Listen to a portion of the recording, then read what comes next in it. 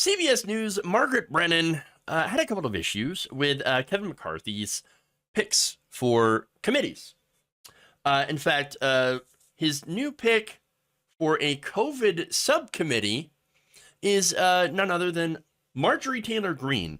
And so Brennan, when she had House Speaker Kevin McCarthy on, decided to question him about that, and it got fun. Take a look. But you're asking me about questions that happened to another Congress. You're asking about questions for another Congress. So the only thing I'm simply talking, these are members who just got elected by their constituents, and we put them into committees, and I'm proud to do it. Let me ask you about some specifics then. Marjorie Taylor Greene, you put her on a new subcommittee to investigate the origins of COVID. Yes. She compared mask requirements to the type of abuse Jews were subjected to during the Holocaust. She called for Fauci to be arrested and imprisoned, and she spread conspiracy theories. How's anyone supposed to take that work seriously and find that work credible? Very well. You look at all of it, so you have all the questions out there. I think what the American You think these are legitimate questions? I think what the American public wants to see is an open dialogue in the process. This is a select committee where people can have all the questions they want, and you'll see the outcome. Look, the question here that she was really asking is, once again, how are people supposed to take her seriously when she says insane things? And I think that's a fair question, but obviously he ignored it. He just completely sidestepped and was like, what do you, oh, the American people, oh, they want to know. They want to know the origins of COVID. As Donald Trump would say. But seriously, you have somebody like Marjorie Greene on a committee. What do you think is going to happen? One that is supposedly looking into COVID. Nothing good, that's for sure. And again, just to give you a little bit of, well, here's some sound clips just a sound clip from Marjorie Greene.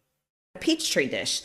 You know, Nancy Pelosi's gazpacho police. This is the person that's on a subcommittee over COVID. You expect her to, people to take her seriously? No, she's not a serious person. She's seriously deranged, is what she is. I mean, come on. This is nothing but red meat for the right-wing base. Look, the fact is, rightly or wrongly, okay, most people, normies, have essentially forgotten about COVID.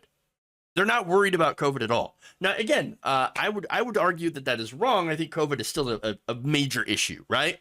Especially, long COVID. That said, most people disagree with that. Back in October, for example, Gallup released polling that found about 2/3 of Americans, 65%, believe that the COVID-19 situation in the United States has gotten better. 44% of them say pandemic's over. And now, of course, let's be honest, mostly it's Republicans saying COVID is over. So there's that. Okay, so then if it's your base, Republicans, Marjorie Greene's a Republican, most of your base is saying COVID's over. Then why are you doing a subcommittee to find the origins of COVID? Why are you at all interested in that? Why are you wasting your time? Well, we know why. It's because Dr. Fauci is a boogeyman for the right wing, and they want to go after him for political terms. I don't really care. I don't really care what Dr. Fauci is doing. I don't care that he's no longer in government. I just don't care. Let's move on. We've got other things to do. We've got things to take care of. And by the way, I'm going to show you what the American people are actually concerned about now and want Congress to actually do something about. And you can guarantee they're not going to do anything about it. In fact, more of the poll, right? Previously unpublished Gallup data collected back in October. And again, this is October of last year. Okay. So it's a few months ago. They revealed about 2/3 of the American people say that they're socializing with family and friends is back to, normal, 68%. They're shopping, 64%. Most also will say that dining out, 60% have returned to the way it was before the pandemic. Again, that's the majority here. 62% of U.S. workers say that their work is completely back to normal. Well, again, that's because workplaces demanded that it be back to normal, that everybody goes back to work, regardless of what people wanted. And small majorities of U.S. parents say that parenting and school are now back to the way it used to be before the pandemic. But again, just note, COVID's still killing people. It ain't over. It's going to be something that we're dealing with for a very, very long time. Not just COVID, but of course, long COVID. That said, the majority of people are not worried about it anymore. I mean, they've pretty much just forgotten about it. It's not the focus. In fact, according to the Kaiser Family Foundation and their recent polling, people's concerns have gone back to being basically the cost of living, economics. And again, that's understandable here. In fact, when asked specifically about healthcare priorities for Congress, which again, you would think COVID is part of healthcare. Well, when it comes to Congress, the majority of people actually say that reducing healthcare costs and being more transparent about those costs are a top priority. That's 60%. Nearly 3 years into the pandemic and at a time when the government COVID-19 funding may come to an end, 3 in 10, 31%, said Congress should prioritize continuing the funding for COVID-19 vaccines and treatment. Again, I think that number is disastrously low. I think more people should be concerned about COVID. And I think the fact that the United States government is no longer going to fund vaccines and treatments is a disaster. Meaning they have learned absolutely nothing. And we're right back to where we were before the pandemic with a lot less people. So that said, 9 in 10, 91% of Americans say that they are concerned with increases in healthcare costs for individuals, including 6 in 10, 60%, who say that they are very concerned. So now that's something that we absolutely agree on. Yes, healthcare costs.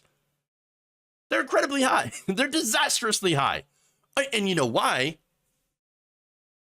And this is what mainstream media, of course, doesn't talk about. The fact that healthcare costs are so high are because of hospitals and insurance companies and for-profit healthcare. Simple as that. It is our system of for-profit privatized healthcare that is costing us lots and lots more money than anyone else in the entire world. Yeah, we should actually fix that. Because that would take care of all these different issues, by the way. If we actually made healthcare available for every single person, regardless of their income. But we do not have that in this country. And as far as we're going, never will, as long as they have their way. But anyway, there's more when it comes to mental health. Nearly 8 in 10, 79% of adults say that health insurance companies not covering mental health services like they do physical health, which again, they do barely. But anyway, that they said that is a big problem for mental health care in the U.S., while similar shares, 77%, say the same about the cost of mental health care. Now, that said, I give you these poll results because that's what the American people are thinking. That's what their priorities are. Controlling healthcare costs. They're not worried about a committee that is designed to push out conspiracy theories about Dr. Fauci. Again, remember, it is the far right, people like Marjorie Greene, that are saying, oh, did you know, gain-of-function research? They engineered COVID, or did they engineer COVID?